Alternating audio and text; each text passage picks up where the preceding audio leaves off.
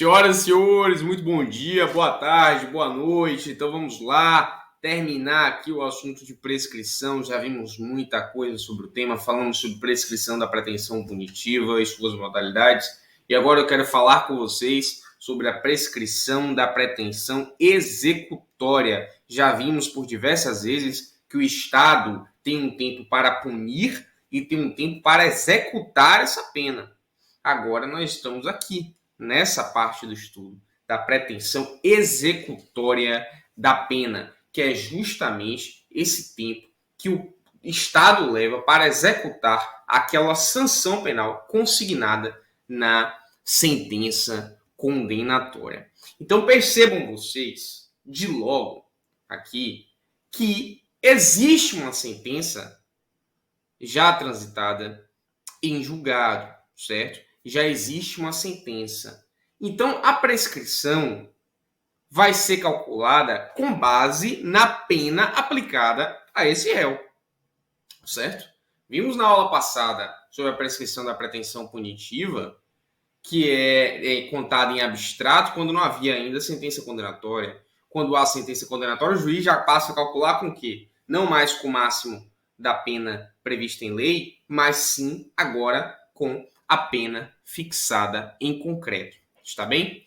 Então, pessoal, aqui a prescrição da pretensão executória vai ser com a pena, porque já fixada na sentença, porque já há uma sentença. Eu quero que vocês anotem o seguinte, olha, o aumento do prazo pela reincidência, certo? Nos termos do artigo 110 do Código Penal.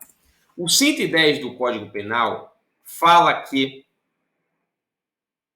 a prescrição, depois de transitar em julgado a sentença penal condenatória, vai se regular pela pena aplicada e vai se aumentar de 1/3 se o condenado é reincidente, está bem? Então, quando a gente fala aqui de prescrição da pretensão executória, você tem que ficar atento, porque se o sujeito for reincidente, vai aumentar a pena em 1/3. Ah, professor, vem cá, por que você não falou isso de pretensão punitiva? Por que não? A reincidência não influencia na pretensão punitiva. Está bem? A gente falou que a reincidência era um dos marcos da interrupção da prescrição, lembram disso? Mas só da prescrição executória. E para além disso, a reincidência aumenta o prazo prescricional em 1/3, mas somente da prescrição executória. Então anotem isso no caderno de vocês, porque cai muito em prova. E nesse sentido, né, mais 1/3 pela reincidência. Além disso, você tem que saber aqui o teor da súmula 220 do STJ, que diz expressamente: a reincidência não influi no prazo da prescrição da pretensão punitiva. Está bem? Então, vocês têm que saber disso.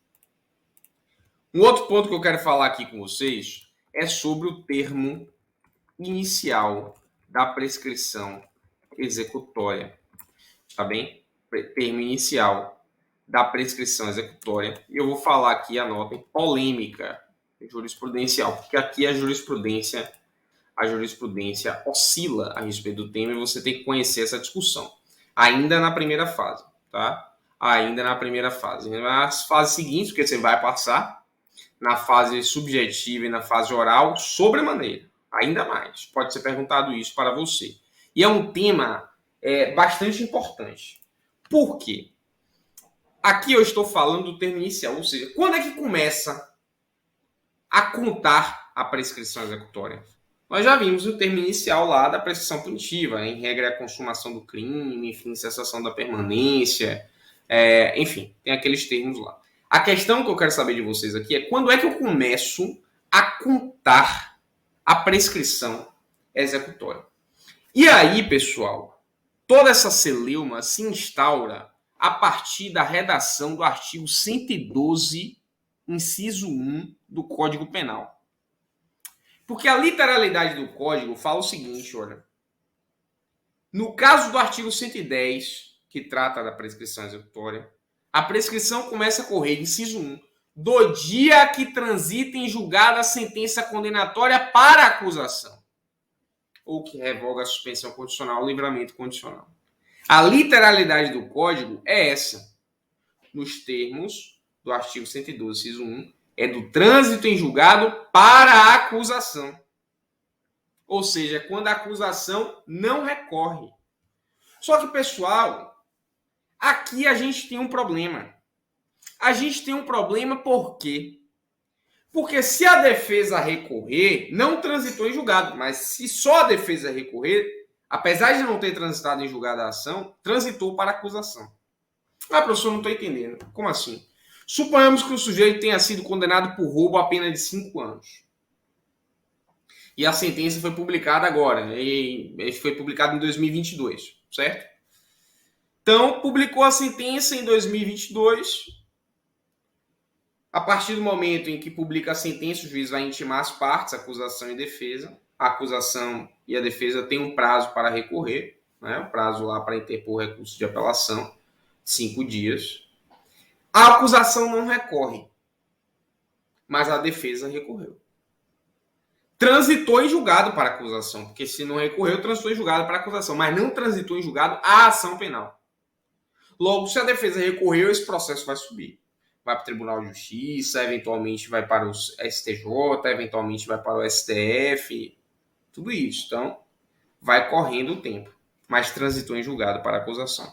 Pela literalidade do código, a partir do momento em que transita para a acusação, já está correndo o prazo da prescrição executória. Ah, professor, mas o sujeito pode ser preso? Em regra, não. Em regra, não, porque nós sabemos que a execução provisória da pena é excepcional somente quando o sujeito está preso preventivamente, né? Notadamente, a partir da mudança de entendimento do Supremo Tribunal Federal, que voltou a jurisprudência a respeito do tema, no sentido de que o Estado, em regra, só pode executar a pena após o trânsito em julgado para ambas as partes, e não somente para a acusação. E aqui a gente tem um problema, por quê? Porque, em regra, o Estado só pode executar a pena após o trânsito em julgado para ambas as partes. Mas mesmo sem poder executar a pena, já corre a prescrição executória nos termos do artigo 112, inciso 1. Isso é um contrassenso. É um contrassenso com todas as vênias. Por quê? Porque a prescrição está ligada à inércia. Inércia é o Estado pode fazer algo e não faz. Nesse caso aqui, a gente tem um problema. Porque, em regra, o Estado não pode executar a pena antes do trânsito em julgado da sentença penal condenatória para ambas as partes. Mas mesmo sem poder executar a pena, o Código está dizendo, pela literalidade, que a prescrição começa a correr. O que acaba, em certa medida, estimulando recursos que podem, eventualmente, haver aí recursos procrastinatórios. E isso é um problema do nosso ordenamento, pela literalidade. Então, é justo por essa razão, fazendo uma interpretação sistemática, uma interpretação teleológica, que o Supremo Tribunal Federal tem julgados, né? E aí eu recomendo a leitura do informativo 890, né? Tem julgados aí, esse julgado que eu selecionei é de 2017, né? Se vocês pegarem aí como referência, podem anotar, olha só. RE, CRE, recurso extraordinário, naturalmente é do Supremo Tribunal Federal, né, pessoal? Se vocês virem RE, você já sabe que é do Supremo Tribunal Federal. Se vocês virem RESP, vocês já sabem que é do Superior Tribunal de Justiça, não é isso? Então, 2018, info 890. O que é que disse o Supremo Tribunal Federal nesse acórdão?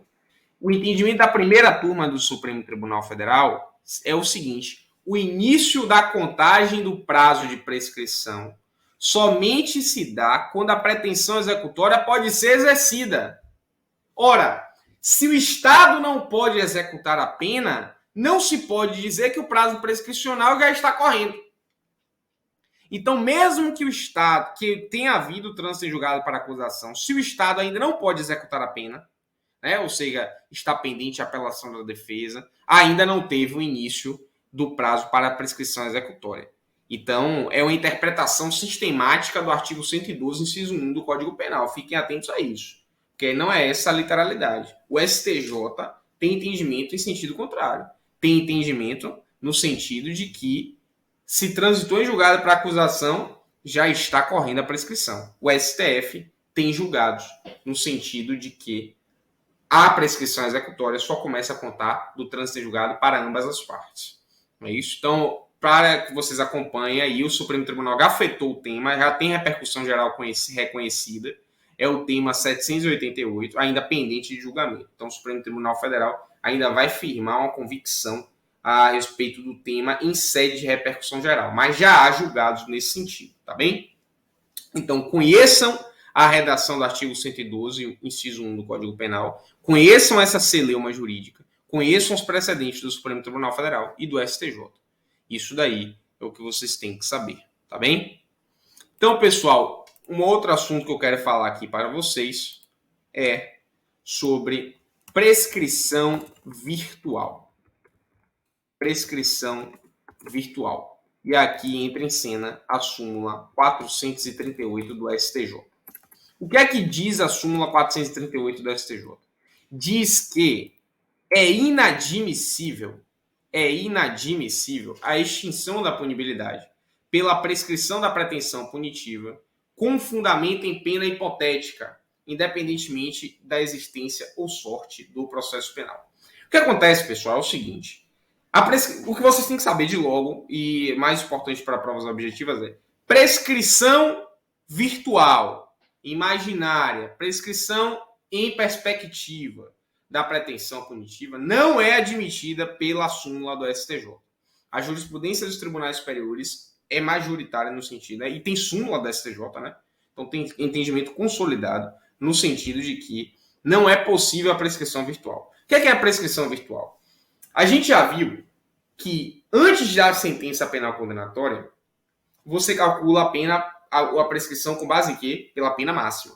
Não é isso? Só que a prescrição virtual é um raciocínio utilitarista para poupar a gestão dos esforços do Estado, né? Vocês, futuros promotores, futuros juízes, vão ver que, em certa medida, a prescrição virtual às vezes se faz mais condizente com o caso, apesar de rechaçada pela súmula do STJ. Por quê? Porque o que acontece? O juiz ele se depara com o caso e aí ele fala, roubo 4 a 10 anos. Né? Roubo 4 a 10 anos. Para você fixar uma pena de 10 anos, é quase impossível. Amigo. É muito raro você ver um crime fixado na pena máxima. Porque o juiz ele parte da pena mínima e ele só aumenta se houver circunstâncias, agravantes, enfim. Então, para chegar na pena máxima, é muito difícil. Muito difícil. E aí, o que é que o juiz pensa? Ah, não, esse daqui, pelas circunstâncias do caso, seria uma pena de 4 anos. Então, eu vou calcular... Se ao final ele fosse condenado, eu aplicaria a pena de 4 anos. Então, vai estar prescrito com base na pena de 4 anos. Então, para que eu fazer uma instrução? Eu já calculo, hipoteticamente, a pena que eu vou aplicar se ele fosse condenado. E aí eu já poupo esforços do Estado. Não preciso ouvir testemunha, não preciso ouvir vítima. Vai ser... É a questão de raciocínio de gestão de esforço. O juiz pensa o seguinte, olha, me deparei com esse caso. Para que eu vou ouvir a vítima? Para que eu vou ouvir a testemunha? Já passou tanto tempo. Se eu ainda não está prescrito em abstrato, porque com base na pena máxima ainda não está prescrito. Mas é muito difícil eu chegar na pena máxima.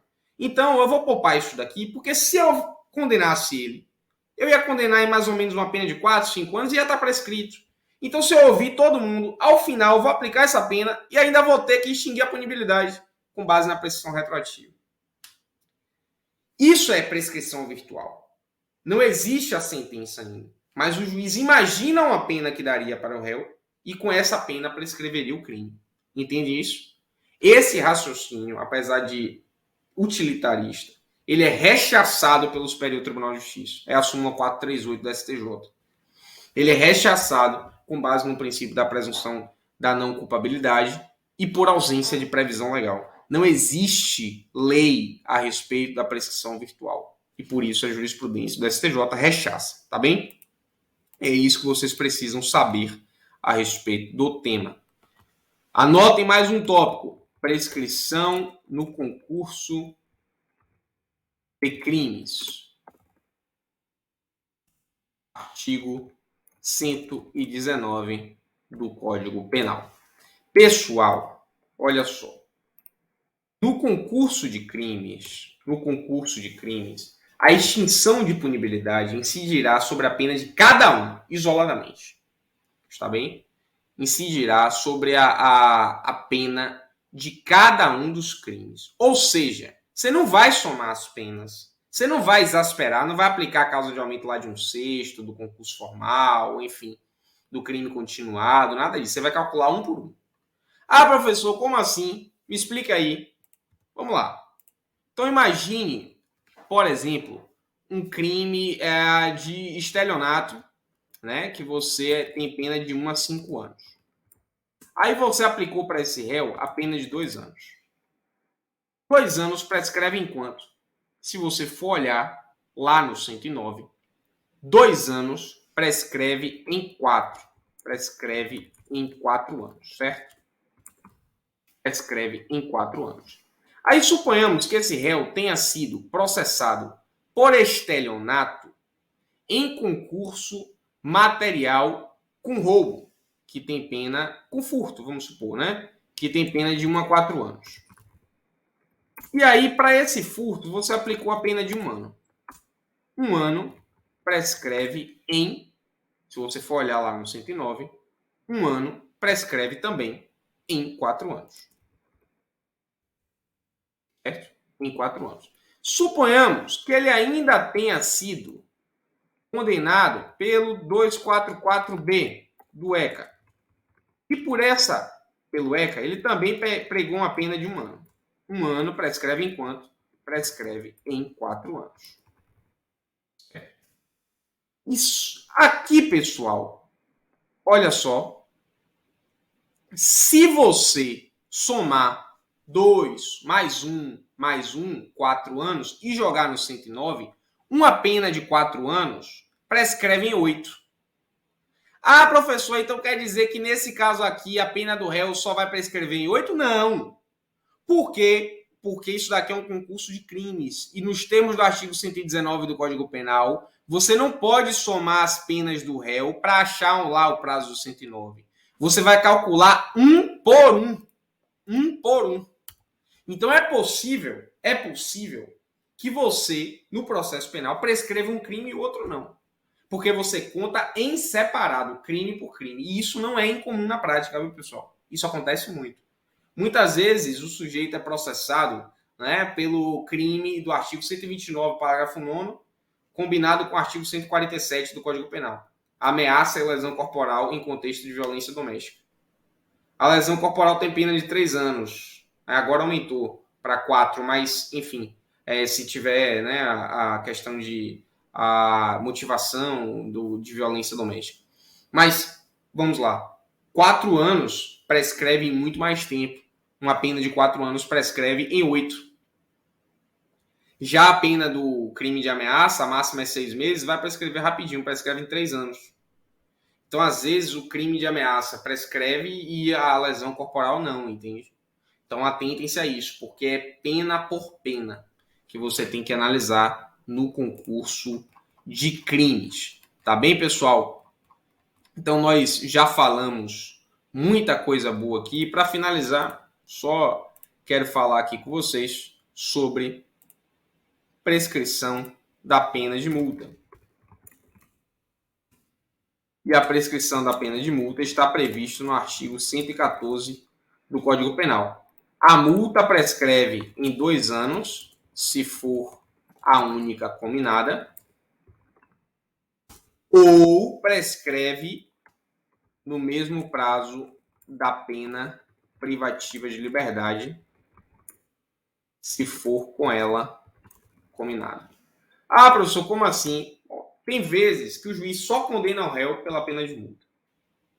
Se o juiz só condenar pela multa, ela vai prescrever em 2 anos. Agora, a regra é que o sujeito seja condenado a uma pena privativa de liberdade é multa. Você condenou o sujeito por roubo, a pena de 4 anos e 10 dias multa. Essa pena de 10 dias multa vai prescrever em 2 anos? Não. Ela vai prescrever junto com a pena de privativa de liberdade. Pena de 4 anos prescreve em 8, a multa também vai prescrever em 8. Tá bem? É basicamente isso. Então, senhoras e senhores, passamos aqui pelas causas extintivas de punibilidade, com foco na nossa prescrição. Então, desejo para você tudo sucesso na sua trajetória. Estou na torcida, tá bem? E me siga lá no Instagram para mais dicas, @Iago Dalto Ferraro. Um forte abraço e até a próxima. Até mais. Sucesso!